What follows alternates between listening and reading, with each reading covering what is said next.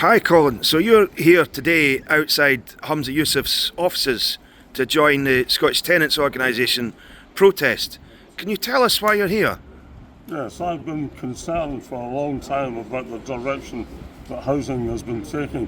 Glasgow has declared an emergency together with 3 other councils in Scotland because there simply aren't enough houses being built that are social rentable. We've got over 250,000 people waiting on waiting lists, and that means about 25,000 children in temporary accommodation, including bed and breakfast. Now, what that does to their educational attainment is nobody's business, but there seems to be a blindness.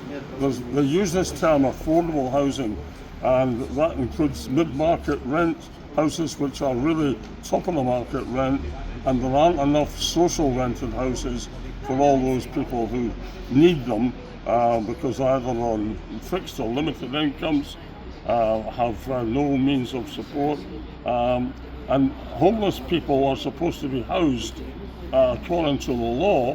So Glasgow and Edinburgh and other cities have been breaking the law. They know they've been breaking the law by not giving a roof to a homeless person sleeping roughly. Yeah, and you mentioned there about this definition of affordable, and I understand you have some experience of how this can be used to undermine settled communities. Yes, I was the councillor for Pollokshaws for years, and Pollokshaws was about 95% social rented housing with a few right to buy.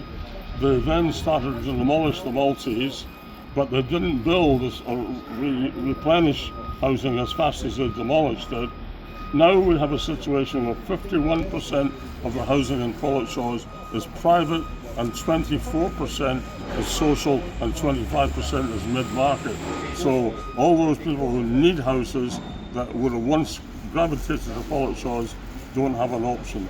And the mid-market rents are equipped with flooring, window covering. The kitchens are equipped with cookers, fridge freezers, washing machines. So it really is top of the range market.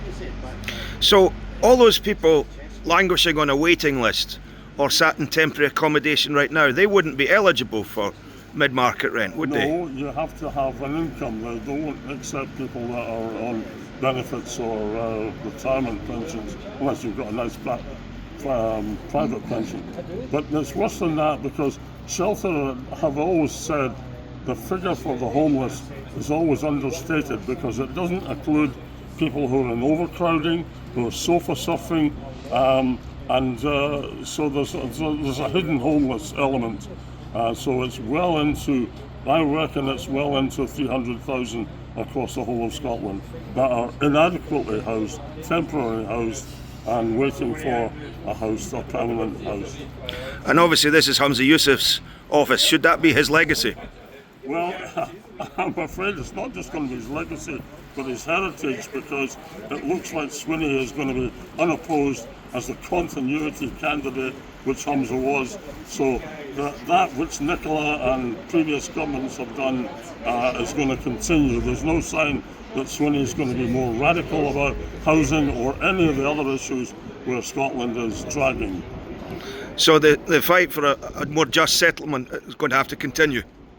Well, I would say it's going to need to wake people up. I don't know whether it has to get worse before it gets better, and maybe the situation down south is going to kick a lot of the SNP people at Westminster out in the general election, which I believe has to be held this year, and that might rattle it.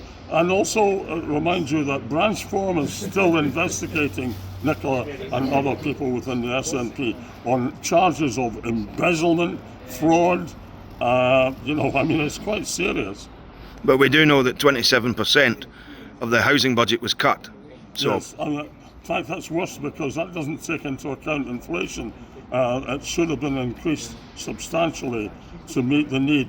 We need the budget increased, but we also need the planning applications.